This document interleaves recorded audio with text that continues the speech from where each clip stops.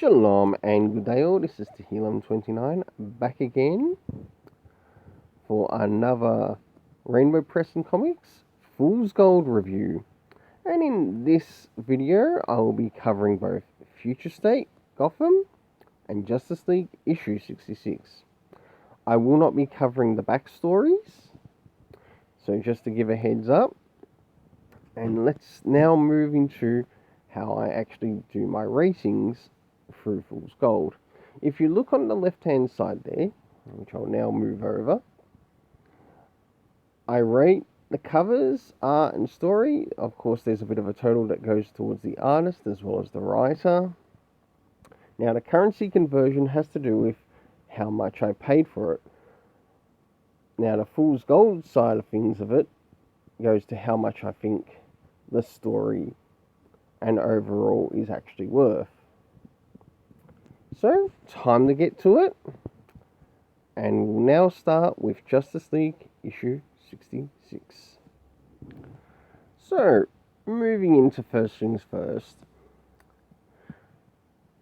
Jumping in regards to the cover. Does this cover in any way, shape or form connect to something that is happening within inside the story? Surprisingly this time it actually does. And as you can see there in the picture, we've got the Hall of Justice, which has been destroyed by Brian Michael Bendis, of course. The way he destroyed Superman and many other titles and characters in DC Comics. Why you can't bank on Bendis at DC Comics. But for the cover art by the cover artist, I gave this a 7 out of 10, to which I believe it's worth $1.50, and that's in Australian dollars. That's how much I believe it's worth. Not the price that it actually leads up to in its conversion or currency conversion price. Now, moving into the internal arts, which I'll show you some art around the beginning, middle and the end.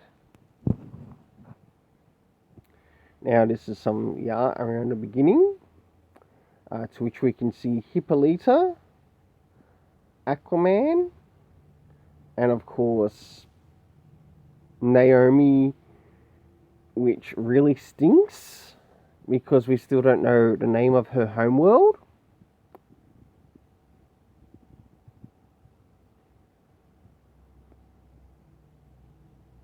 Even though they did visit her homeworld in the first arc.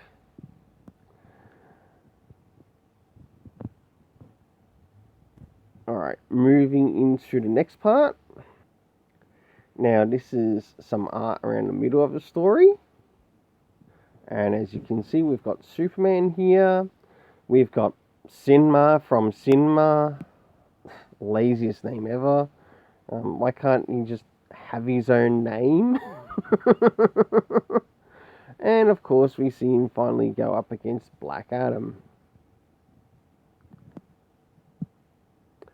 And this is probably going to go to show that, okay, Sinma can't go up against magic types.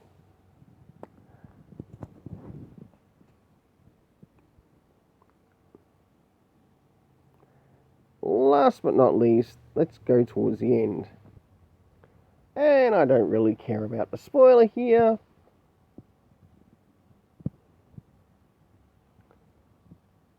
Because now we've got the United Order.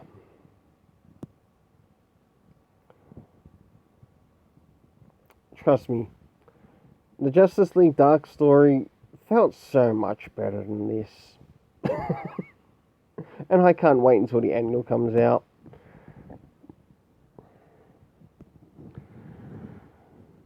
So for this, and for the internal art that you saw before, I really felt that it slipped a bit. And as you can see, that it was in a number of places it felt really messy, as messy as the cover. So that it sort of kept in that theme, but it didn't need to be throughout the the whole book, to which I gave it a 6 out of 10, and I believe it is worth $1.25, and that's Australian dollars, not US. So, what about the story? As you know, there are certain things that I enjoy seeing in my stories, and if these things aren't seen in the stories, points can also be lost. But in some cases, it can be avoided depending on how well the story is written. So, starting off with one of my favourite things. Did he provide any previous comic references, say maybe to Justice League issue 65 or 64? No, but it probably would not hurt the story. What about time as to when does this take place time-wise? None at all. Very disappointing. Again, why you can't bank with Bendis at DC Comics.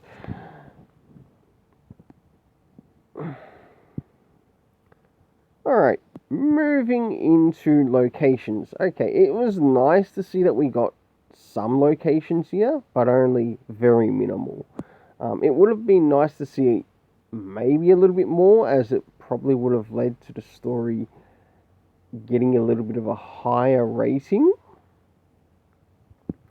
But no, Bendis must enjoy failing downwards, even though they like to have him fail upwards at DC. Okay, the places we were shown in the story were, of course, the Hall of Justice, which you saw earlier in the story, and Oliver Queen's villa, which I didn't quite cover when I was showing you around the beginning, middle, and end, but that is one of the places that we went to. The cast consisting of Naomi, Aquaman, Hippolyta, Black Canary, pretty much a fair amount of the members of the Justice League, but we also had Lois,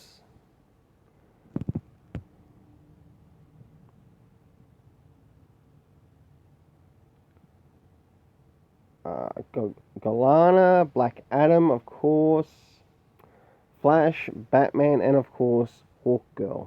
Oh, and Sinma.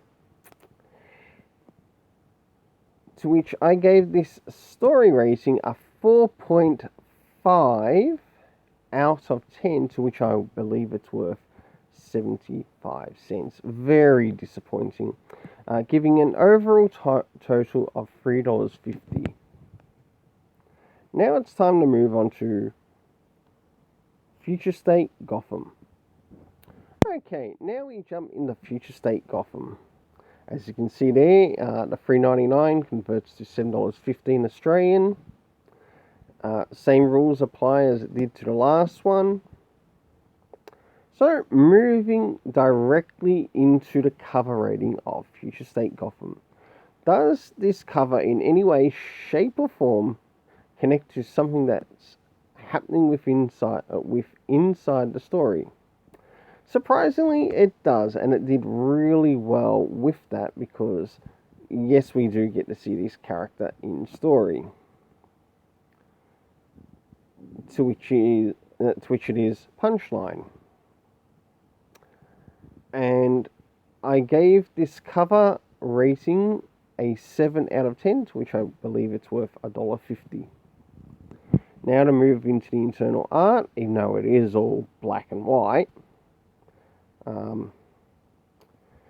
If it's black and white, how about we drop the price of this to, say, maybe, I don't know, $1.99?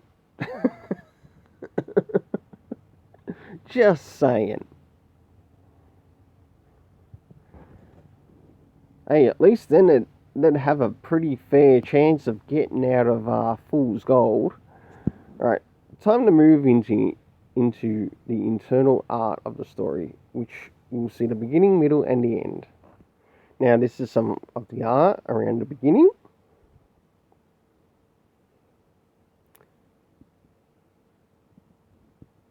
I'll now move to the middle. This is some of the art around the middle.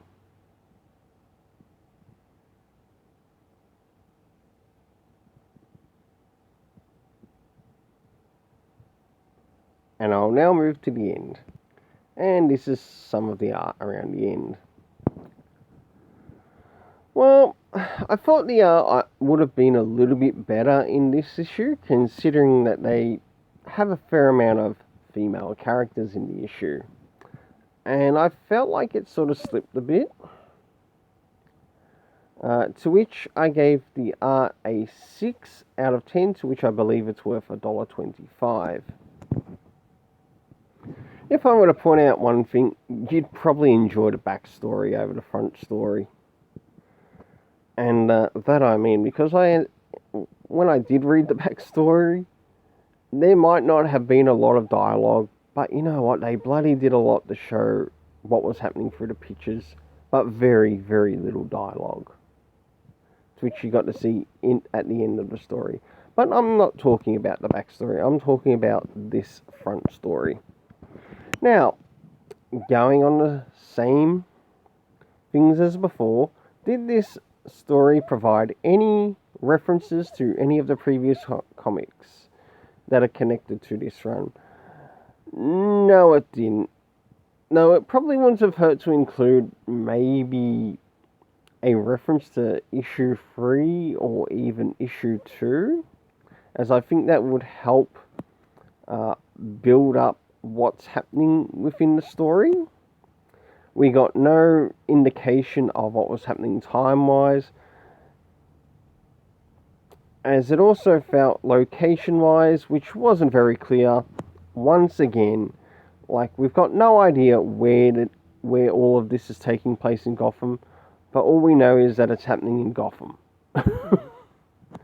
A part of good story writing is letting the reader know where things are taking place, what times they are taking place. I didn't see that in this story. And yes, it also does affect the outcome of the story rating. The 3 cast members that I could sort of make out who were actually in the story were Punchline, Harley Quinn, and of course Hunter Panic, who we saw at the beginning there. To which I gave this story rating a 4 out of 10. Shit, that's lower than what I gave friggin' Bendis. Giving a overall total of $3.25 Australian. I can't see myself getting the rest of that $7.15 back. Well, until then, let's keep it colourful and have yourself an awesome day.